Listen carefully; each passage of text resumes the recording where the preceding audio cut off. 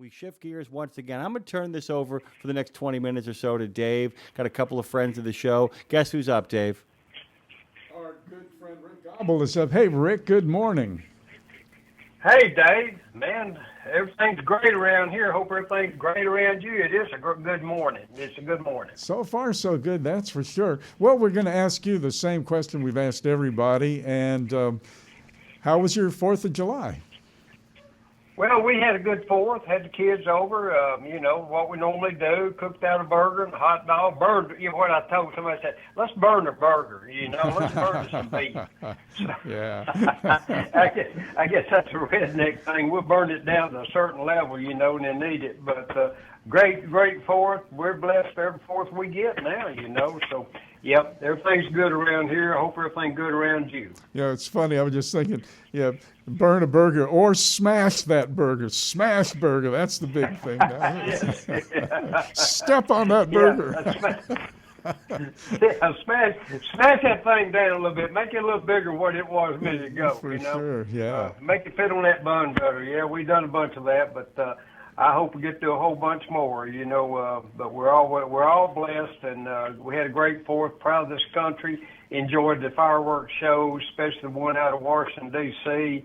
That's just absolutely gorgeous, and it makes chills run up down your spine, when you see how patriotic most of this country is, and what a good country we have, and how blessed we are to be in it. Hey, listen, just on a personal note, and I know a lot of our listeners know Hank. I did not know Hank was in the hospital, but he had minor surgery, then wound up with an infection, so he's been in ICU, Hank Seaton, so we certainly hope and pray that he gets out of there fast. Yeah, it's scary, at our age, and something like that happens, but... I don't have all the details. He's, when you're in ICU, you don't get visitors. But just as soon as he can out, he may be out. They've taken him off of some of the life support things, and he seems to be doing a little better. So as soon as I get to where I can, I'll go see him. And me and Hank now are 50-year friends.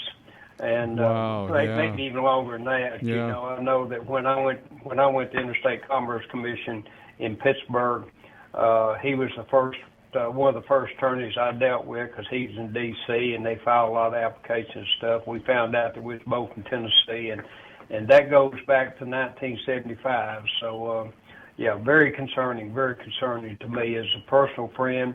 And we've done some business, but. We're not hooked at the hip or anything, but anyway, I'm very concerned, and let's all wish and pray that Hank, gets a recovery, and everything works after that. But anyway. Well, we'll kind of go back into the program lane here, Rick. So, personal conveyance, man, I would imagine that in your position in life and your career, when you hear personal conveyance, the hairs on the back of your neck stand up, because nobody knows what to do about that. There's no rule, there's no reg, only guidance, and now CVSA wants to basically jump into the fray in terms of re-guiding us on personal conveyance. What do you see in the crystal ball on this one? Well, I'm certainly hoping nothing comes of this, because anytime you start letting police officers, and they're inspectors, but they're also police officers, they carry guns, they can arrest you, shoot you, and all kinds of things like that, start writing the rules, or at least the guidance to the rules, that's so dangerous, because it all they can think about, for the most part, is what can I write a ticket for?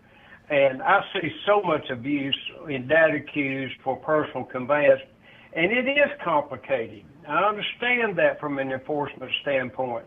You don't really know whether the guy's telling you the truth, and the guy, he lives in St. Louis, and he unloads in Memphis, Tennessee, and then he shows personal conveyance to St. Louis. Now, does he go back to Memphis, or does he go back to Cape Girardeau, or where does he go back to load the stake, especially owner operators now. I mean, that's what they're mostly concerned about. And it is hard to figure it out, and from a state level. But, you know, I'll never forget when I first started checking trucks for the state of Tennessee, my captain, Lum Edwards, and we didn't get much training at all. We got on, you know, just basic in-service training. We was out there checking trucks. You know, somebody been there longer than we have taught us how to check trucks. And I have a little bit of advantage because I grew up in trucking business. Daddy was in trucking business, and I'd worked on trucks with Daddy. Of course, I didn't understand that much about them, but I understood kind of how things worked. And I'm pretty mechanically minded. I guess that comes from Daddy. I always said Daddy could overhaul an engine in an old car with nothing but a pair of wire pliers and a screwdriver. And I mean that's how and I saw Daddy do it so many times. Pull that old car in behind the house and overhaul the engine, put pistons in, inserts in, and drive it another 30,000 miles. I think back in those days, I believe, if I'm not mistaken, a rebuild kit to rebuild a V8 engine was about $69. Mm-hmm. And you know, now it's ridiculous, but it might have been less than that. That included all your gaskets, all your inserts, your rings, bearing insert. I don't know what you're talking about. But I mean, I kind of had that advantage, and then Dad was an owner operator, so I kind of saw. And as I got in the enforcement business and started checking trucks and checking logbooks and reading the rules, I saw where Dad was probably logging more hours than he had to actually log, because he would unload in Memphis on Friday afternoon, and he'd come home 140 miles east of Memphis, stay the weekend, and then go back to Memphis and load and go east. Well, I mean, that's what we want them to do. That is not commerce. That's personal conveyance. And the state guys cannot get that in their mind. You know what? Less than half of the state guys could ever figure out a sleeper burst split. Less than half of them, because I trained them. Yeah. And I don't. That's the one. Some of them may be okay. We could talk about some of the guidances, but that owner operators can't use personal conveyance at all. Well, of course, you know, back to CVSA, which I think's got too much influence with the regulations and too much influence with FMCSA. Here they want to make it easy for the officers. So, you know, owner operator, is that your truck? Yeah, it's my truck. Well, then you can't use personal conveyance. But I'm going to tell you, there's something going on right now with this new administration, and I'm getting some feedback from some of my sources that the FMCS staff is very upset the way it's going right now from headquarters down. The division administrator, the job I had, I was Tennessee division administrator, you know, and somebody needed a rating upgrade request. Well, they filed it. They filed it with Atlanta, but Atlanta, the regional office, Atlanta sent it to me, and I made a recommendation to grant it or deny it. And I sent it back to Atlanta, and they sent out exactly what I recommended, you know.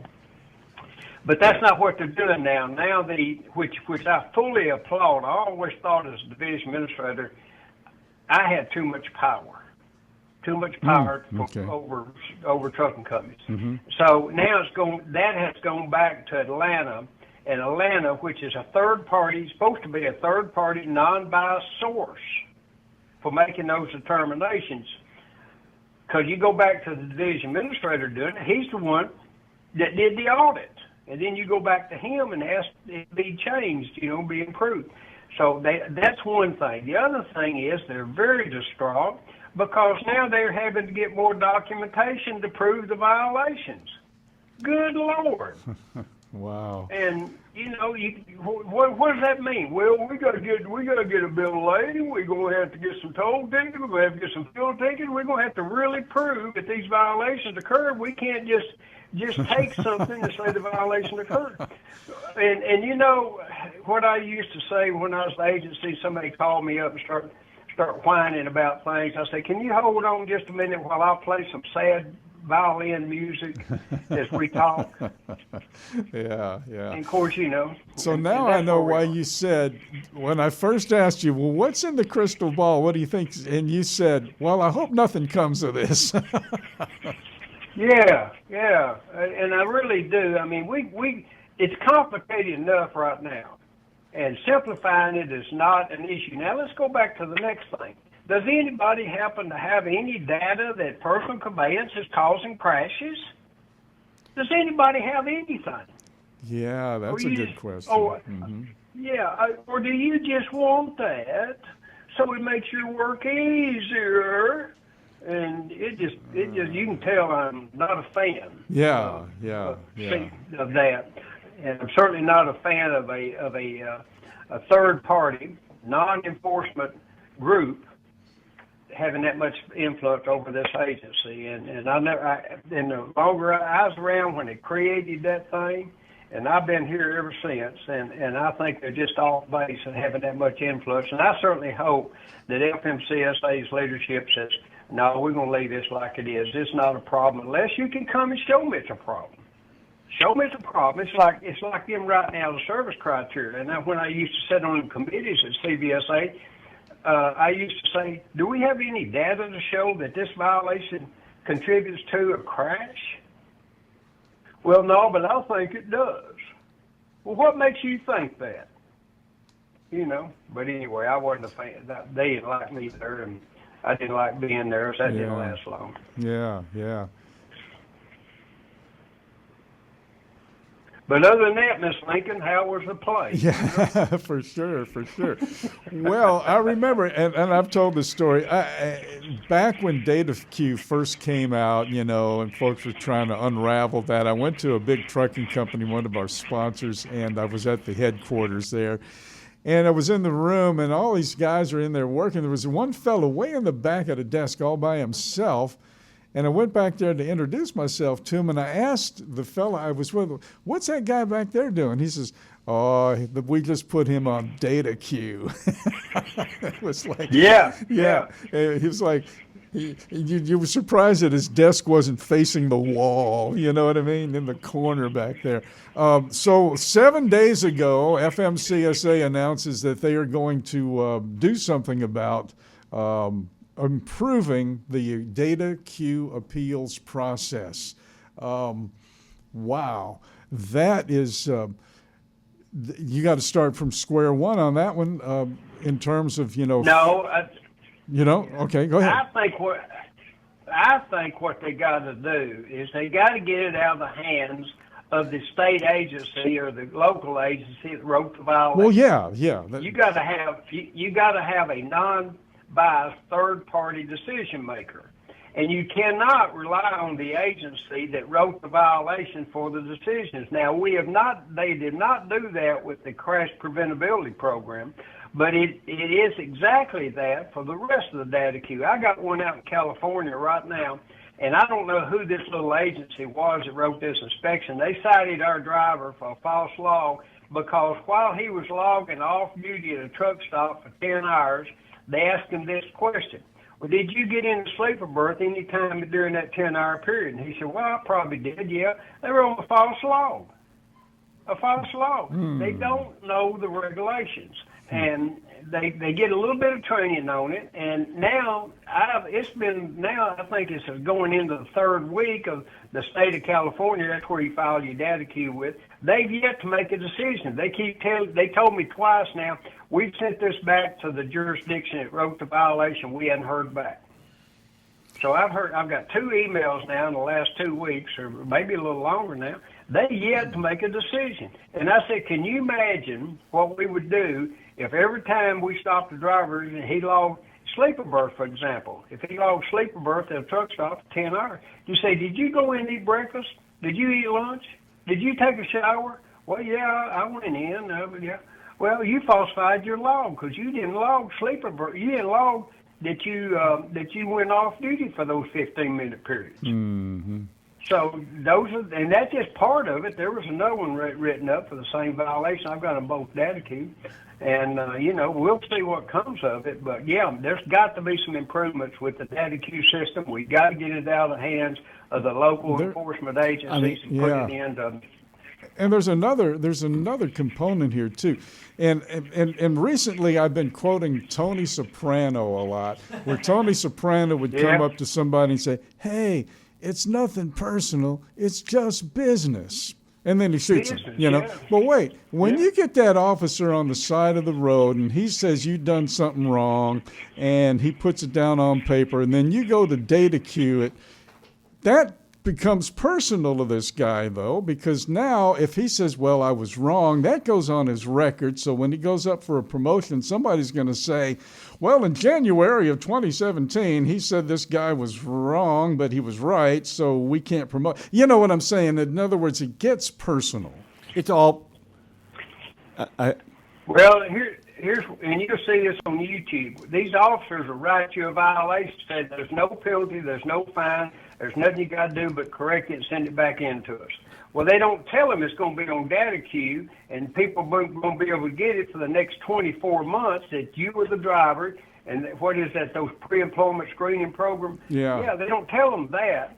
And they don't tell them about, if you don't, it's kind of like you, but we didn't write your ticket, so it's no big deal, but it's not going to amount to anything. And then the guy applies for a job somewhere and can't get the job because he has a couple of write-ups, and there is no real challenge for him except the data queue system. And by the way, what Rick is basically calling for is there is no I in team, but there are 3 in arbitration. And that's important. An independent arbitrator always makes all the difference. And by the way, anything that involves your paycheck is absolutely personal. Don't let any corporate shrill tell you anything differently. Rick, we love having you on, man. Thanks for extending your time with us this morning. Go have a great day, my friend. Okay, thank you. Glad to be here. Rick Gobbell, everybody. Rick's Rules. Rick continues to rule here on Nemo Nation. Speaking of ruling,